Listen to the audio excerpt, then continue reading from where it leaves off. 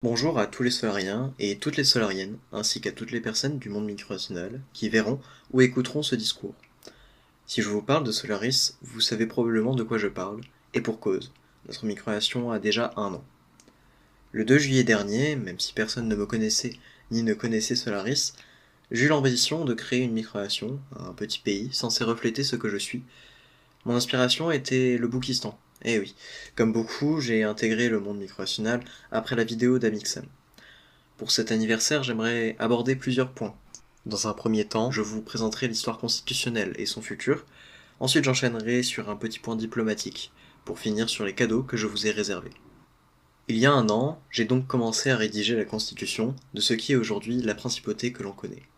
Elle n'était pas parfaite, car malgré ma courte expérience passée en février 2024 à l'état libre, en tant que candidat aux élections diarchiques, je n'avais pas de réelle connaissance en matière de loi ni de constitution. Malgré tout, nous avons réussi à évoluer avec elle, mais son temps est passé. L'ère de la principauté centrée sur le prince et sur l'Assemblée populaire est finie.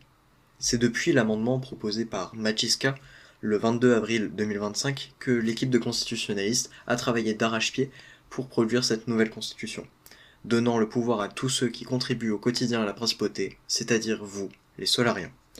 Dans cette constitution, il n'y a plus de prince privilégié comme avant. Il n'y a plus d'assemblée populaire qui ne l'était pas. Il y a l'Assemblée des Solariens, et c'est tout.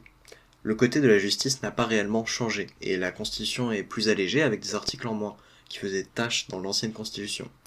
Ça sera ensuite votre mission de réimplanter les articles superflus sous la forme de lois explicites. Je pourrai les rédiger, mais je ne serai plus seul, car vous aurez les mêmes pouvoirs que moi, que votre voisin ou votre collègue de travail. Cependant, même si le pouvoir vous appartient désormais, les permissions sur le serveur resteront à disposition de comités, qu'il vous faudra former afin de partiellement déléguer votre pouvoir exécutif. Je vous laisserai le temps de lire le projet constitutionnel après que le vote à l'Assemblée populaire soit fini et après le début des festivités. Après avoir retracé notre histoire constitutionnelle, il est temps de parler diplomatie. En effet, nous venons de signer un traité de reconnaissance mutuelle avec l'une des micronations discordiennes anglophones les plus influentes, le Royaume de Salanda.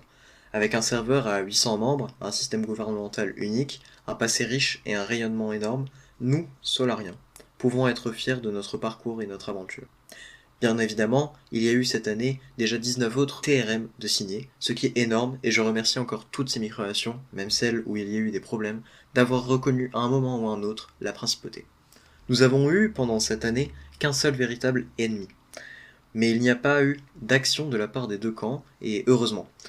Nous voulons être une migration neutre qui promeut la paix. Aujourd'hui, cet ennemi n'existe plus, la République jeffersonienne a été renversée récemment, mais elle reste inactive aujourd'hui. Enfin, j'avais prévu de réaliser pour aujourd'hui la suite de Solaris Lore, que je n'ai pas pu faire à cause de multiples facteurs personnels. Cependant, je vous ai quand même fini la surprise que j'avais préparée depuis mars, au moins. Ce que je vous propose est une expérience sociale unique, qui peut aller au drame ou qui peut mener à une nouvelle microation forte.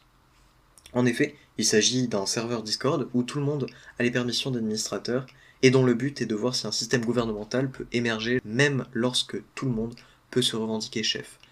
À l'issue, je mettrai sous format de podcast l'histoire du serveur afin qu'on puisse se remémorer tous ensemble de cet événement unique en son genre. Si vous voulez y participer, il suffit de joindre le serveur Discord ci-joint.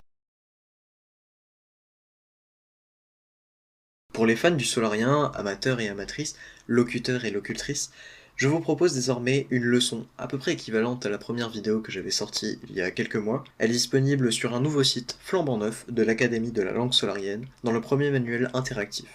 Actuellement, il n'y a qu'un seul module avec 15 questions sur les mots-outils et la prononciation, mais dans le futur, avec l'assemblée académique, il y aura d'autres modules sur d'autres sujets de plus en plus compliqués. Je n'avais pas eu l'occasion de parler des records récents, alors je vais en parler ici. La barre des 30 citoyens a été dépassée, et j'ai un objectif, peut-être inaccessible, avoir 10 citoyens ou plus pour dans 1 an. Alors la communication sera retravaillée, et la nouvelle constitution aidera certainement à accélérer la popularisation de la citoyenneté. Ensuite, nous avons presque atteint 2 d'IAM le mois de juin. Je sais que certains vont dire que ça n'a aucune valeur, mais ça reste un bon indicateur pour connaître l'activité communautaire. Nous n'avons peut-être pas encore d'hymne, nous n'avons peut-être pas encore de territoire physique, nous n'avons peut-être pas les meilleures institutions, mais nous avons la principauté de Solaris, qui a encore une longue histoire à connaître.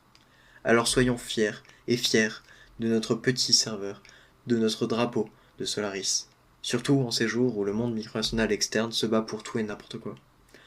Je vous souhaite de passer une bonne fête nationale jusqu'au 4 juillet.